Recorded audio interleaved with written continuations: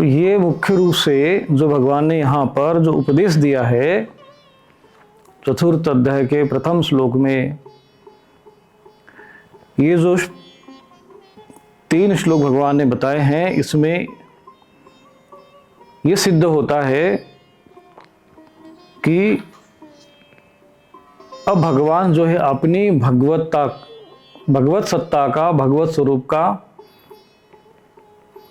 दर्शन करा रहे हैं, वर्णन कर रहे हैं। इसलिए भगवान ने, जैसा कि पहला श्लोक में भगवान कहते हैं, इमं विवस्वते योगम प्रोक्तवान हम अव्ययम विवस्वान मनवे प्राह मनोरिक्ष्वा कवे ब्रवीत।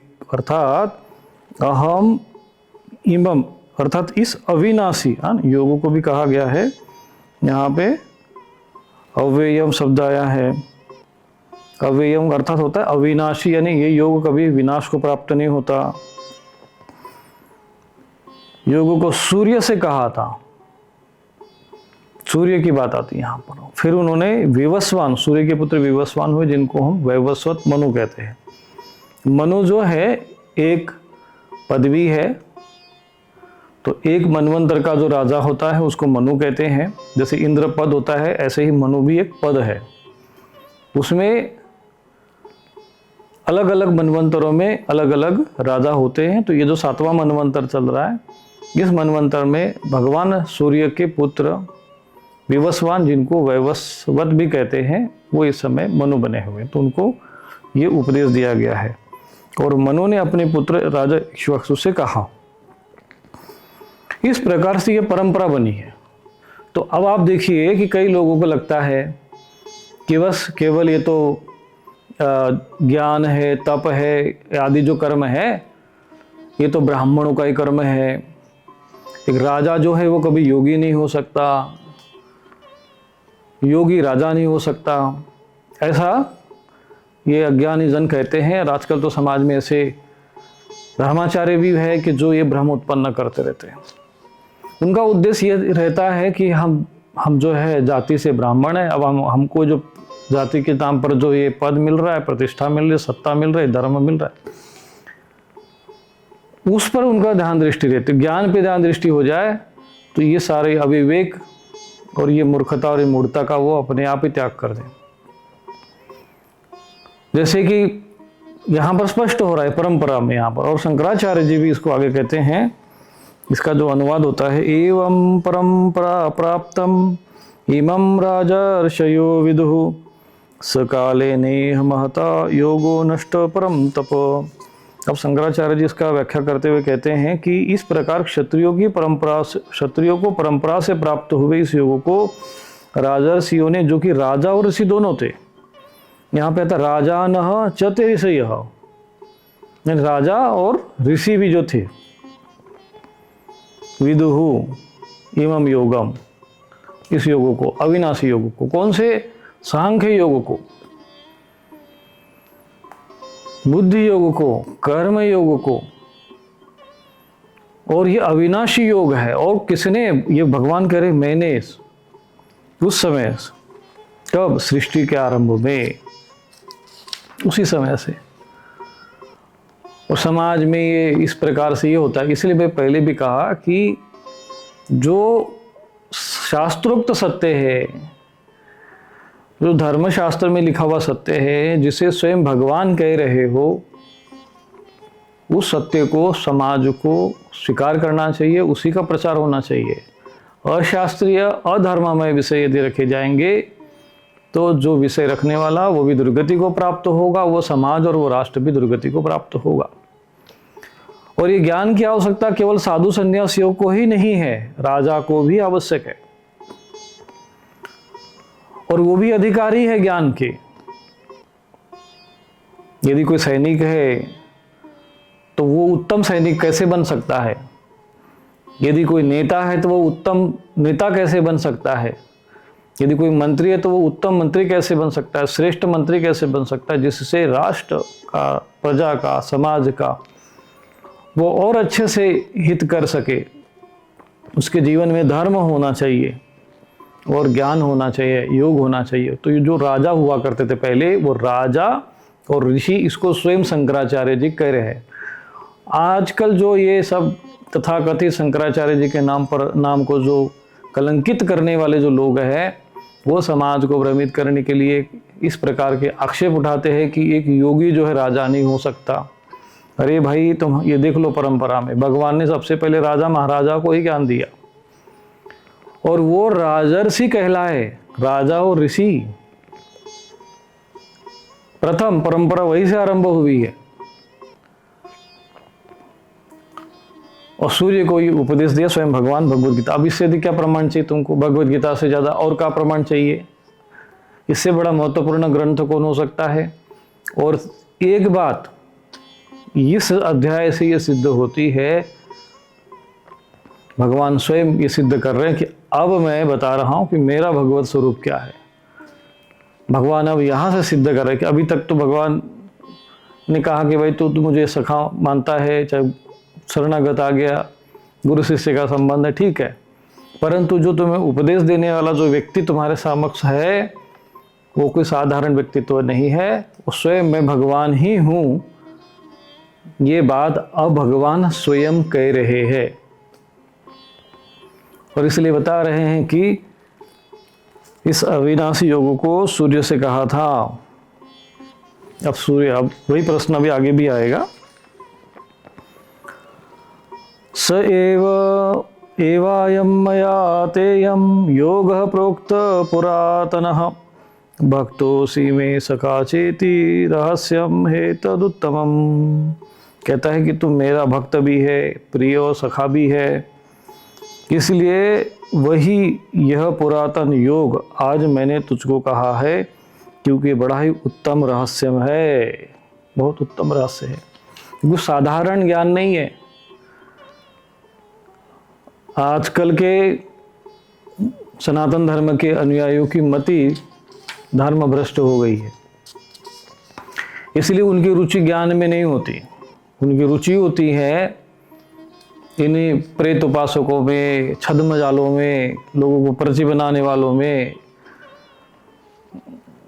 और उनको हरी चटनी लाल चटनी वालों में, इस दरबार में उस दरबार में। और ये जो स्वयं भगवान का ज्ञान दिया उसमें रुचि नहीं है, धर्म में बुद्धि नहीं रही, ज्ञान में बुद्धि नहीं रही है। भगवान कहते ये पुरातन योग है और ये बड़ा उत्तम है और रहस्य युक्त है। इसमें हमको रहस्य नहीं दिखता, इसमें हमें विज्ञान नहीं दिखता, हमें ज्ञान नहीं दिखता, तो समझ लेना चाहिए कि अभी बुद्धि जो कलयुग के द्वारा, अधर्म के द्वारा पूर्ण रूप से ग्रसित हो चुके हैं, और जो है ऐसे लोग स्वयं सनातन धर्म से भ्रष्ट ही है, बुद्धि से तो कम भ्रष्ट ही है, बाहर से तो भ्रष्ट हो ही गए हैं, भीतर से भी भ्रष्ट है। चर्चा भगवद गीता की इस ज्ञान की चर्चा ही नहीं होती है। इस ज्ञान की चर्चा होनी चाहिए जो रहस्यमय योग, अविनाशी योग है, पुरातन योग है। भगवान कहते हैं कि बीच में ये जो योग है वो नष्ट हो गया था, क्योंकि राजा महाराजा फिर वही विलासिता में डूब जाते हैं, तमस में डूब जाते हैं, उनके ऊपर जो है तमस हावी हो जाता है, रजस हावी हो जाता है, काम और क्रोध से आसक्त हो जाते हैं, पतित हो जाते हैं, भ्रष्ट हो जाते हैं। और यहाँ पर ये भगवान कह रहे कि पूर्व में जो राजा महाराजा थे वो राजर्षि हुआ करते थे, वो राज्य भी करते थे और ऋषि जैसा जीवन जीते थे, वो ऋषि भी होते थे और राजा भी होते थे, इसलिए उनको राजर्षि कहते थे। और जो कार्य एकदम ब्रह्म में लगे हो, ब्रह्मर्षि हुआ करते थे। तो इसीलिए कुछ लोग ये कह देते हैं, अरे ये तो हाँ धर्म कर्म तो साधु महात्मा का काम है ना, साधु सन्यासी का, हमको भगवद गीता से क्या लेना देना है, हमको प्रवचन से क्या लेना देना है, ये तो सब साधु महात्मा का, पंडितों का, पुरोहितों का काम है। तो उन मूर्खों को देख लेना चाहिए कि भाई तुम्हारे पूर्वज जो है कैसे थे, कैसा ज्ञान उनके भीतर था, कौन सा ज्ञान वो ग्रहण करके तब वो राज्य शासन करते थे। और इसीलिए आज भी उनका इतिहास में नाम है, परंपरा में नाम है। इसलिए भगवद गीता के बिना कोई भी, भगवद गीता के ज्ञान के बिना कोई भी एक श्रेष्ठ सैनिक नहीं बन सकता, एक उत्तम राजा नहीं बन सकता, एक उत्तम नागरिक नहीं बन सकता। और उसके इस ज्ञान के बिना आप धार्मिक नहीं हो सकते। तब तक आपने ज्ञान ही ग्रहण नहीं किया, आपको पता ही नहीं है कि वास्तव में धर्म क्या है, धर्म किस लिए है, तो आप किस बात के धार्मिक है? फिर व्यक्ति जो है भटकता रहता। और दुर्भाग्य की बात है कि हमारे धर्माचार्य भी जो समाज में इस प्रकार का ज्ञान देना चाहिए वो न देकर उन्हीं में नाच गाने में, रासलीला में और इसी में उलझा के रखे हुए।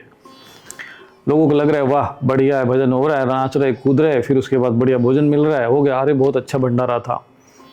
ज्ञान की कोई चर्चा नहीं करता कि कितना उत्तम ज्ञान था, बढ़िया व्यवस्था थी वहां पर, क्या भोजन था वहां का, आह, ऐसे लगता है कि जैसे भोजनालय ही में जाकर आए थे। तो ज्ञान कितना उत्तम था, ज्ञान कितना गूढ़ रहस्यमय था, ज्ञान कितना गूढ़ था, उस पर चर्चा नहीं होती, उस पर वो मस्तिष्क में विचार नहीं आता है। इससे ये सिद्ध होता है कि हम जो सनातन धर्म का अनुयायी है अपने आप में कितना पथभ्रष्ट है कि उसके ज्ञान में यदि रुचि नहीं है तो आप जी जो धर्म कर्म कर रहे हो फिर वो क्या कर रहे हो? यदि वो शास्त्रोक्त नहीं है, जिनको तुम पूज रहे हो, क्या वो देवता है, क्या वो ईश्वर है, क्या ईश्वरी कोटि के देवता है, क्या वो शास्त्रोक्त प्रमाणित देवता है?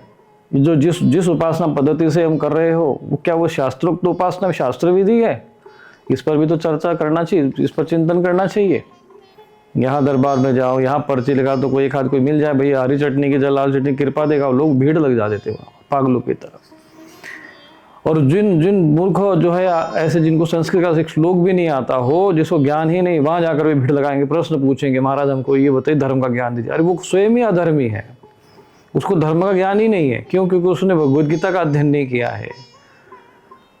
जो गीता को जानिए, जो गीता को जानिए, जो गीता के ज्ञान से विमुख है वो न तो राजा है और न वो योगी है, न वो साधु है, न वो सन्यासी है। क्यों? क्योंकि जब वो कर्म कर रहा है और कर्म का उसको ज्ञान नहीं है, कर्म का रहस्य उसे पता नहीं है, और उसका कर्म यदि कर्म बंधन से मुक्त करने वाला नहीं है तो फिर वो योगी नहीं है, वो सन्यासी नहीं है, वो साधु नहीं है। भले ही वो अपने नाम के आगे कितने भी तथाकथित जो है ये अपने टाइटल लगा के घूम ले, चाहे वो पालकी लगा ले घूम ले, सोने के सिंहासन पर बैठ जाए, चाहे विनिटी वैन में घूमे, ये लोग अज्ञानी और मूर्ख लोग ही है। इन्होंने जीवन में ज्ञान प्राप्त नहीं किया। यदि ये कर्मयोग के माध्यम से सांख्य योग को अपने हृदय में धारण कर समाज को उपदेश देते, ज्ञान देते, हृदय को धारण करते, तब फिर समाज को वास्तविक शास्त्रोक्त और शास्त्र विधि का ज्ञान होता। और इसमें राजाओं का भी वर्णन है। इसलिए जो लोग समाज में भ्रम उत्पन्न करते हैं कि नहीं ये तो बस भैया ये तो ब्राह्मणों का काम है, तो पंडितों का काम है, तो पूरे पुरोहितों का, ये हमारा काम नहीं भाई। भगवद गीता पढ़ना, रामायण पढ़ना, हमारा जो है महाभारत पढ़ना, भगवान कहते हैं नहीं देखो ये परंपरा है, सूर्य से लेकर शुरू हो रही है बस, प्रमाण है भगवद गीता का। और क्या प्रमाण चाहिए तुमको? आचार्य बने वो ज्ञान के, योगाचार्य, भाई सांख्य योग के आचार्य हुए भाई, जिनको ज्ञान दिया तो उसी परंपरा में आए ना, तो आचार्य तो हुए। उपदेश देने वाले भी स्वयं भगवान नारायण स्वयं, और ये भी कह रहे कि मैंने सूर्य को उपदेश दिया था। अब ये सोचकर तो आपको ये लगेगा कि भाई ये भगवान कैसे संभव है, और यही प्रश्न फिर अर्जुन के मन में भी आया। शंकराचार्य जी ने भी व्याख्या करते समय कहा कि वे जो राजान चते ऋषय च राजर्षयो, राज ऋषि थे, वो राज ऋषि भी थे, राजा और ऋषि दोनों थे, ध्यान रखना। अर्थात ज्ञान में ये सारी चीजें बाधक नहीं बनती है। अब एक राजा के पास कितना कर्तव्य, कितने कार्य होते हैं। कहते महाराज हमको समय ही नहीं मिलता भगवद गीता को पढ़ने का। अरे तुम देखो तुम्हारे पूर्वज कैसे थे, ऋषि भी थे वो, और पूर्ण ज्ञान धारण किए हुए थे, और ज्ञान को धारण करके तब वो कर्म करते थे। तुम जो है मूर्खों की तरह बिना ज्ञान पूर्वक कर्म कर रहे हो, तुम्हें पता ही नहीं है क्यों कर्म करना चाहिए, कैसे कर्म करना चाहिए। हमारे स्वधर्म ही तुम्हें पता नहीं है, बस पशु की तरह अपना आचरण चल रहा है सुबह शाम। कर्म करते समय कर्म योग बुद्धि होनी चाहिए। समत्वम योग उच्चते, कई जो द्वितीय अध्याय और तृतीय अध्याय में जो वर्णन आया है, कई लोगों को तो समझ में नहीं आया, खोपड़ी से ऊपर निकल गया होगा, परंतु समझाने वाला ठीक ठाक हो और समझने वाला जिज्ञासु हो तो ये ज्ञान कठिन नहीं है। और ये भ्रांति आज समाप्त कर देना जीवन में, इससे अच्छा, इससे बढ़िया प्रमाण और क्या हो सकता है। ये इन लोगों ने केवल स्वार्थ, धन के लोभ में, पद के लोभ में, प्रतिष्ठा के लोभ में सनातन धर्म की हत्या की है, वध किया है, और शास्त्रों का ये सब किया है। धर्म एव हतो हंति, जो धर्म की हत्या करता है वो धर्म उसको मारता है। और फिर इसीलिए कालांतर में ये लोग भी मारे गए, इनकी भी दुर्गति हुई, और इनके कर्म भ्रष्ट होने के कारण ये अभी प्रेत योनि में भटक रहे, जिनके पूर्वज प्रेत योनि में भटक रहे। इसका कारण क्या है कि आप शास्त्र विधि का उल्लंघन करके मनमाना आचरण करते हो। तुम्हारा उद्देश्य जब भी हम धर्म की बात करते, भगवत गीता की बात करते, वाल्मीकि रामायण की बात करते, महाभारत की बात करते हैं, समाज के कल्याण की बात करते, यज्ञ की बात करते, साधना उपासना की बात करते हैं, तो तुम्हारी दृष्टि जो है वो धर्म पर होनी चाहिए, तुम्हारी दृष्टि आत्मा पर होनी चाहिए। पर तुम्हारी दृष्टि यदि धन पर आ गई, तुम्हारी दृष्टि यदि पद पर आ गई, तुम्हारी दृष्टि यदि तुम्हें प्रतिष्ठा पर आ गई, मान सम्मान पर आ गई, तो फिर तुम कैसे धार्मिक हुए, कैसे धर्माचार्य हुए। ये तो स्वयं ही पथभ्रष्ट लोग हैं। इसीलिए ये मत सोचिए कि कोई व्यक्ति राजा हो गया तो वह ऋषि नहीं हो सकता, कोई योगी हो गया तो वह राजा नहीं हो सकता। अभी जो बीच में ये बहुत विवाद उठा था, तो मैं तो कहता हूं उनको भी सुनना चाहिए, और जिनके ऊपर आक्षेप किया गया उनको भी सुनना चाहिए कि देखो ये प्रमाण है शास्त्र में। और शंकराचार्य जी स्वयं इसको कह रहे हैं, राजा और ऋषि दोनों थे। ये बात आपको समझना पड़ेगा कि हम कैसे, हमारे पूर्वज है कौन, हमारे जीवन जो है आदर्श है हमारे जीवन के, और कैसा वो जीवन जीते थे। इसीलिए शास्त्र पढ़ना चाहिए, शास्त्र सुनना चाहिए। एक राजा का राजकर्म करते हुए, राजकीय कर्तव्य पूर्ण करते हुए भी वो लोग सांख्य योग और ज्ञान योग का उपदेश सुनते थे, अपने पिता से सुनते थे, और उनके भी माता पिता ऐसे ही हुआ करते थे, ज्ञानवान। फिर बाद में भगवान कहते हैं कि ये नष्ट हो गया पुरातन। क्यों नष्ट हुआ? क्योंकि फिर बाद में वो उसमें विलासिता में चले गए, रजोगुण की प्रधानता में आ गए, उनके ज्ञान पे आवरण आ गया, तमस और रजस का आवरण आ गया। तो भगवान कहते हैं कि अब मैं तुमको सुना रहा हूँ इतने वर्षों के बाद, और वो ज्ञान आज भी हम लोगों को उपलब्ध हुआ। उन महर्षि व्यास जी को हमें प्रणाम करना चाहिए, कृष्ण द्वैपायन मुनि जी को प्रणाम करना चाहिए, जिन्होंने वो ज्ञान अपने ध्यान में जाकर सुनकर हमें उपलब्ध कराया।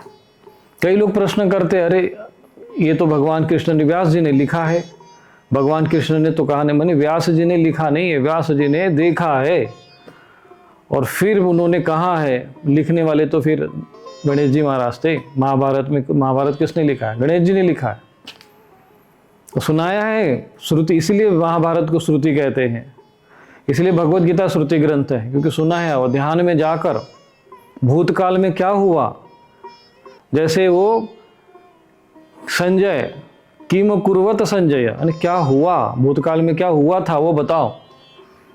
और फिर संजय अपनी दिव्य दृष्टि की, त्रिकाल दृष्टि से, ये आजकल के पाखंडी वाले नहीं थे, ये वास्तविक में त्रिकालदर्शी थे। और भूतकाल में उस समय में युद्ध में क्या हुआ, क्योंकि अकुर्वत शब्द है ना, भूतकाल में क्या हुआ था वहां पर जब ये दोनों के बीच में युद्ध हुआ।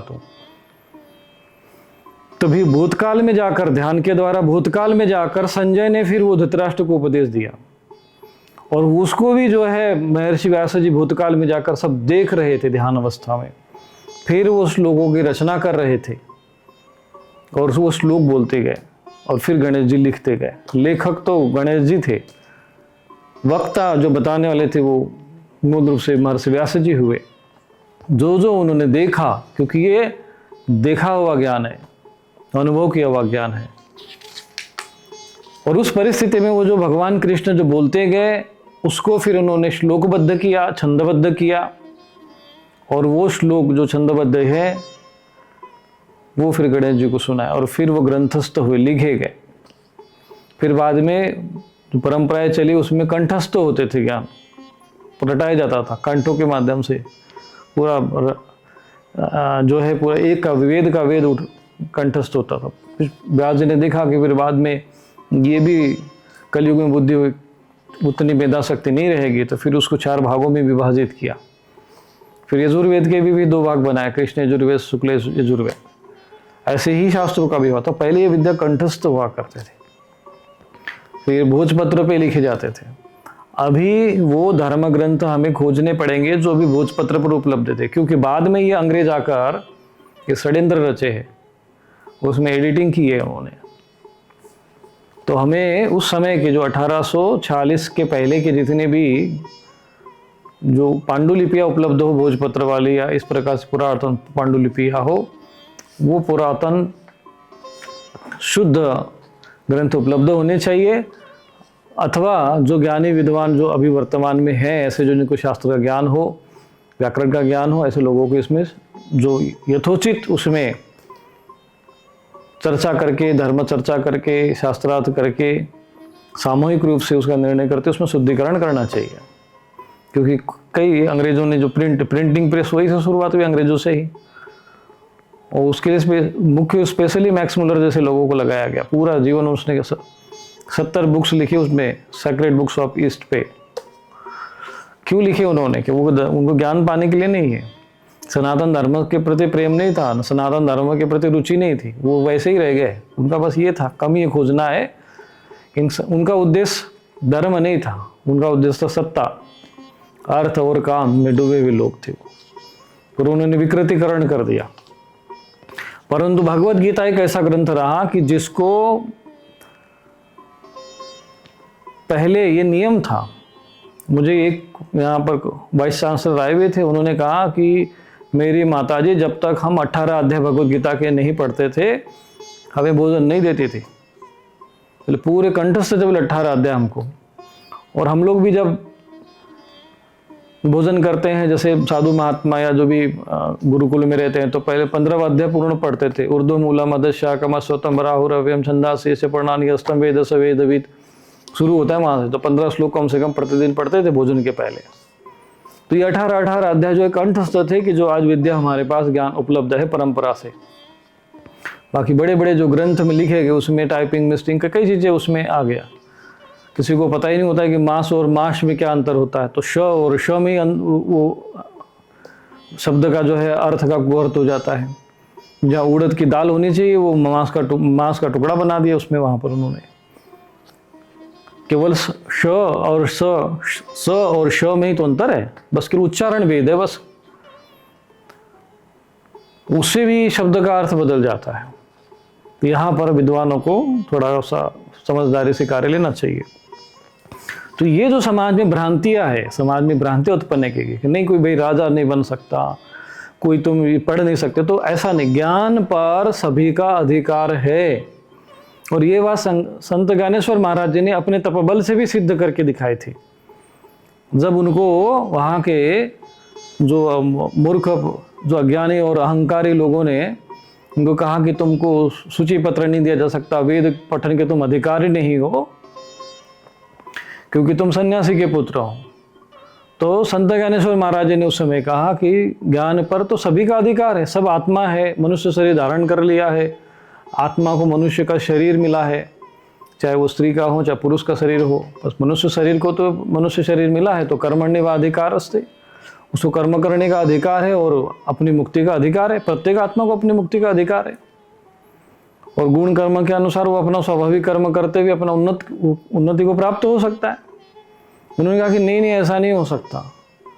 तो जब उन्होंने कहा कि सबको अधिकार है, तो मजाक में उन्होंने कहा कि अच्छा ये भैंसा को भी अधिकार है क्या, ये भी पढ़ लेगा वेद? तो संत ज्ञानेश्वर महाराज ने कहा कि हाँ ये भी पढ़ जाएगा। तो कहा कि पढ़कर सुना। तो उन्होंने बस उसको स्पर्श किया और ये प्रमाणित है। ज़्यादा वर्षों की पहली घटना भी नहीं, 300-350 वर्षों की पहली बात है। वो अभी भी समाधि में ही है। संत ज्ञानेश्वर महाराज जी कोई मृतक थोड़ी हुए हैं। तो जीवित समाधि अगर कई भारत भूमि में है तो बस वही एक समाधि है।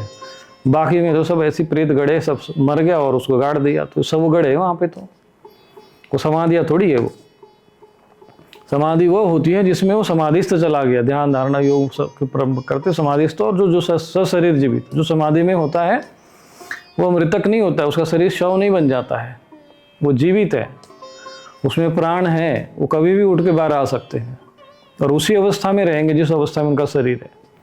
और यही योगी की विशेषता है। कई योगी ऐसे हुए जिनकी आयु 300-400 वर्ष की रही, जैसे यहाँ पे बना हुआ वाराणसी में एक संत योगी थे तैलंग स्वामी जी।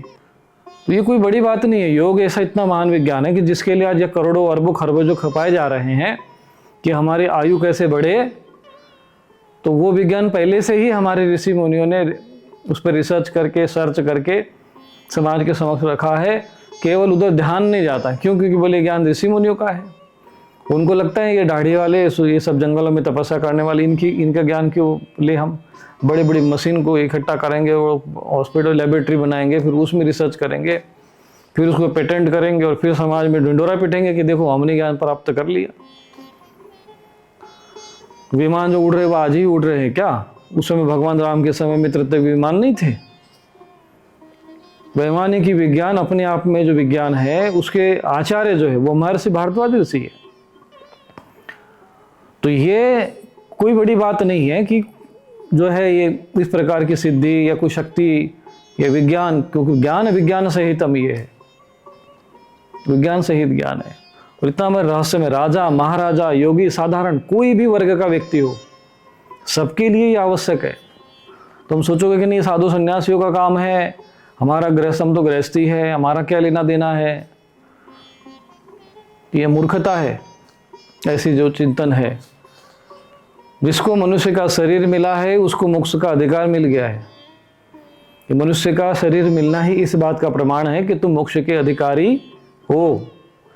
और जो मोक्ष का अधिकारी होता है, धर्म अर्थ काम और मोक्ष, यही तो हम लोग संकल्प करते हैं ना।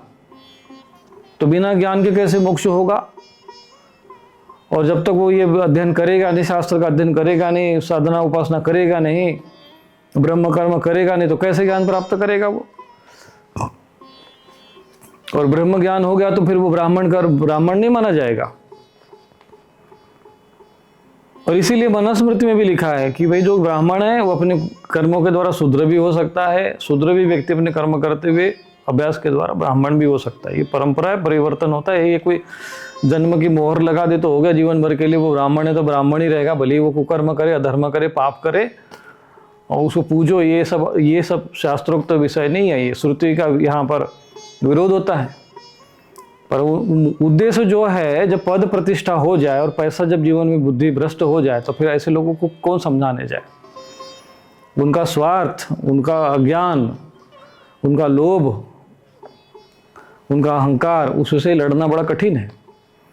तो ये लोग पूरे राष्ट्र और समाज को, परिवार को, स्वयं तो पथभ्रष्ट हो जाते हैं, पूरा पतन के गर्त में ले जाते हैं। इसलिए भगवान को कभी कभी बीच बीच में आकर धर्म की संस्थापना करनी पड़ती। धर्म संस्थापना अर्थात संभवामि युगे युगे। तो यहाँ भगवान कह रहे हैं कि अभी जो ज्ञान मैं तुमको दे रहा हूँ तो कोई मैं साधारण व्यक्ति नहीं हूँ, मैं स्वयं भगवान हूँ। ये बात भगवान यहाँ पर सिद्ध कर रहे हैं। कह रहे कि इसीलिए मैंने ये ज्ञान जो है तुमको दिया, सूर्य को दिया था। अब अर्जुन कहता है कि अर्जुन ने कहा कि आप ऐसे कैसे ज्ञान इनको दे सकते हो? अपरम भवतो जन्म परम जन्म विवस्वतः कथमेतद्विजानीयाम त्वमादौ प्रोक्तवान इति। आपका जन्म तो अभी हाल का है, अभी आप जन्म लिए हो।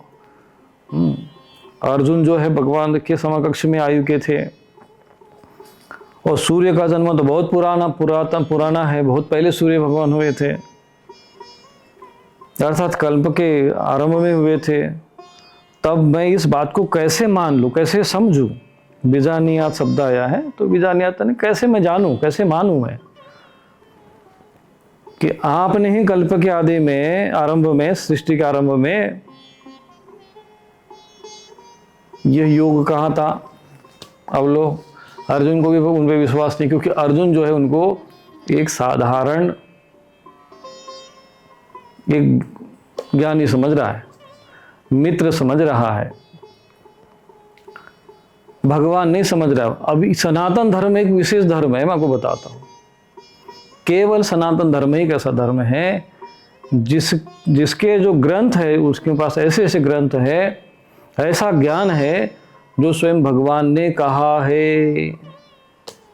आप दूसरे धर्मों में, परंपराओं में जाओगे तो ये व्यवस्था नहीं है। अब जैसे ईसाई मत है, ईसाई अपना एक धर्म मानते हैं, वो तो एक मत है, विचारधारा है, परंपरा है। तो उसमें कुछ ही उपदेश है जो इन्होंने दिया, ईसा मसीह जी ने पहाड़ पर, जो पहाड़ पे उपदेश दिया। फिर इतनी बड़ी बाइबल कैसे बनी? कई लोगों को आश्चर्य होगा कि बाइबल जो है ये ईसा मसीह के जन्म के 350 वर्ष के बाद लिखी गई है, तैयार की गई है। काउंसिल ऑफ चर्च, जो उस समय के जो चर्च थे, चर्च की जो सभाएं थी, उनके द्वारा कई ग्रंथों को मिलाकर लगभग 73 से 78 पुस्तकों का ऐसा वर्णन आता है। तो वो सबको मिलाकर एक पुस्तक बनाई गई। उसमें भी थोड़ा थोड़ा जगह पर ही केवल उनका उपदेश है, बाकी उनकी कथा वही है कि भाई वो चमत्कारी थे, ऐसे से अलग अलग। और जो ज्ञान का विषय है, जिसमें गॉस्पेल ऑफ थॉमस वगैरह से पुस्तक आते हैं, उनको वहां से हटा दिया। उनको चमत्कारिक महापुरुष सिद्ध करने के लिए जो बातें सुनी हुई थी वो उसमें लिख दी गई, पर जो ज्ञान का विषय था उसको हटा दिया। इसी आधार पे वो मतभेद उत्पन्न हुए। तो ईसाई मत में 3 विभाजन हो गए। ऑर्थोडॉक्स जो होते हैं, ऑर्थोडॉक्स जो ईसाई होते हैं, वो कहते कि नहीं, हम रूढ़िवादी पुरातन मानते कि नहीं, पुरानी पुस्तकों को भी इसमें सम्मिलित करिए। फिर वो कैथोलिक है, फिर उसमें प्रोटेस्टेंट है, जैसे ये मैक्स मुलर था तो ये प्रोटेस्टेंट ईसाई था। ये तो और अधिक दुराग्रही थे, वो रूढ़िवादी थे तो वो दुराग्रही थे। रूढ़िवादी का अर्थ वो पुराने जो ज्ञान जिन्होंने लिखे थे पुस्तकें, कई पुस्तकों को उसमें हटाया गया, कई पुस्तकों को जोड़ा गया। ये 350 वर्षों के बाद हुआ है। ऐसा नहीं कि ईसा मसीह ने उपदेश दे दिया और वो बाइबल बन गया, या कोई उनका कोई परमात्मा प्रकट हो गया और उस परमात्मा ने उनको उपदेश दिया। परमात्मा के विषय में उपदेश है, परमात्मा स्वयं उपदेश देने आया हो और वो ज्ञान हमारे पास उपलब्ध हो, ऐसा तो केवल और केवल सनातन धर्म में है। और परमात्मा जब उपदेश देगा, जब ज्ञान स्वयं अपने बारे में बता देगा, तो उसमें फिर शंका संदेह नहीं रहता, और वो विलक्षण ज्ञान हो। ऐसे तो फिर भाई उसमें तो सभी लोग परमात्मा के अंश है। ममैवांशो जीवलोके जीवभूत सनातन।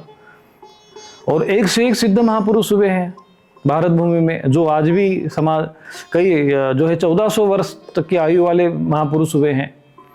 भाई जो संत ज्ञानेश्वर जी के जो शिष्य थे, चांगदेव जी महाराज, कितनी आयु थी उनकी? 1400 वर्ष। तैलंग स्वामी जी जो वॉरेन हेस्टिंग्स के समय में जब अंग्रेज थे, उसमें यहाँ का गवर्नर वॉरेन हेस्टिंग्स था, उसने अपने वो गजेट में सब कुछ लिखा हुआ है कि भाई ये कैसे महापुरुष थे। उनकी आयु उस समय 300 वर्ष नापी गई। ऐसे ऐसे महापुरुष रहे भाई, ऐसे ऐसे सिद्ध पुरुष रहे जो स्वयं साक्षात परमात्मा के, सन ऑफ गॉड नहीं है, वो स्वयं ही गॉड बनकर घूमते थे। ऐसे समर्थ महायोगी रहे। और यहाँ स्वयं भगवान आके कह रहे यदा यदा मैं आता हूँ संभवामि योगी योगी। वो सनातन धर्म है। इतना बड़ा ज्ञान है, कितनी विलक्षणता है इस ज्ञान में। परंतु जो है हम लोग समझ नहीं पाते हैं। अरे ये उपदेश देने वाला आदमी, ये कैसे हो सकता है भाई भगवान? अर्जुन को भी लगा कि ये कैसे भगवान हो सकते भाई, ये तो अभी जन्म लिए हैं, ये तो अभी मेरे ही समकक्ष हैं, क्योंकि वो अज्ञान अवस्था में है। हम लोग भी अज्ञान अवस्था में हैं, जब हम उनको पहचान नहीं पाते, जान नहीं पाते, समझ नहीं पाते कि वही पुरातन पुरुष जो है बार बार अवतरित होकर समाज के लिए, जब जब धर्म की गिलानी होती है, अवतार लेकर समाज को ज्ञान देता है। और परित्रणाय साधुना विनाशाय दुष्कृताम धर्म संस्थापनार्थाय संभवामि युगे युगे। जब और यदा यदा ही, ऐसा नहीं कि फिक्स टाइम में मैं आता हूँ। जब जब धर्म की गिलानी होती है तो धर्म की संस्थापना करने के लिए, धर्म का उपदेश देने के लिए भगवान अपने कई प्रकार के अवतार लेकर समाज को व्यवस्थित करने के लिए, धर्म को व्यवस्थित करने के लिए, धर्म संस्थापनार्थाय, धर्म की संस्थापना करने के लिए अवतरित होते और बार बार ज्ञान देते हैं जो भटकते। क्यों? क्योंकि ये ऐसे ही अधर्मी घुस जाते हैं, जो लोगों को भ्रमित करते रहते हैं, उनके बुद्धिभेद उत्पन्न कर देते हैं। और कभी कभी अराजक लोग हो जाते, इतने अराजक हो जाते हैं कि फिर वो अपने बल पर जो है असुरत्व का जो बल होता है, उस पर सज्जन वर्गों को, संत समाज को, ऋषि मुनियों को, उनको कष्ट पहुंचाते हैं। जो धर्म है उसको नष्ट भ्रष्ट करने का प्रयत्न करते हैं। और तब फिर भगवान जो है वो राजा रूप में भी आते हैं, क्षत्रिय धर्म का भी पालन करते हैं। भगवान कृष्ण का जो इतना विलक्षण अवतार है, शायद ऐसा अवतरण जो है आपको पूरे इतिहास में नहीं मिलेगा। जो योगेश्वर भी है, राजा भी है, राजा नहीं भी है फिर भी राजा है, युद्ध नहीं कर रहे हैं फिर भी युद्ध भूमि में है, वो योगी है, महायोगी है, ऋषि के रूप में भी नहीं है फिर भी ज्ञानवान है, राजा नहीं, राजा पद पे नहीं, राजसी जैसा जीवन है, राजसी जैसे कर्म है, ऋषि भी है और राजा भी है। ऐसा विलक्षण जो है परमात्मा का स्वरूप जो है भगवान कृष्ण के रूप में अवतरित होता है। परंतु हम उस समय में भी जो है अर्जुन उनके पास में था, साथ में था, सामने था, भगवान उनको उपदेश भी दे रहे हैं, उनकी लीलाएं भी उन्हें सुनी थी, अर्जुन ने जानता भी था, सारी अनुभूतियाँ सुनी थी कि नहीं बचपन से लेकर ऐसे ऐसे कर्म किए उन्होंने, बड़े अद्भुत रूप से दुष्टों का नाश किया। फिर भी अर्जुन कह रहा है अपरम भवतो जन्म परम जन्म विवस्वत, बोले अभी तो तुम्हारा आपका जन्म हुआ है और विवस्वत अपर है। तो भगवान कहते श्री भगवान वाच, क्या आपकी समस्याओं का समाधान नहीं मिल रहा? स्वामी रूपेश्वरानंद आश्रम में पितृदोष निवारण, काल सर्प दोष शांति, नारायण बलि पूजन, महायज्ञ, जन्म कुंडली विश्लेषण, अभिमंत्रित रक्षा कवच तथा सिद्ध यंत्र जैसे श्री यंत्र, कुबेर यंत्र उपलब्ध हैं। साथ ही नकारात्मकता, शामक स्प्रे, मंत्र सिद्ध यज्ञ भस्म और दैवीय रक्षा कवच भी प्राप्त करें। अभी कॉल करें और सेवा हेतु दान करें।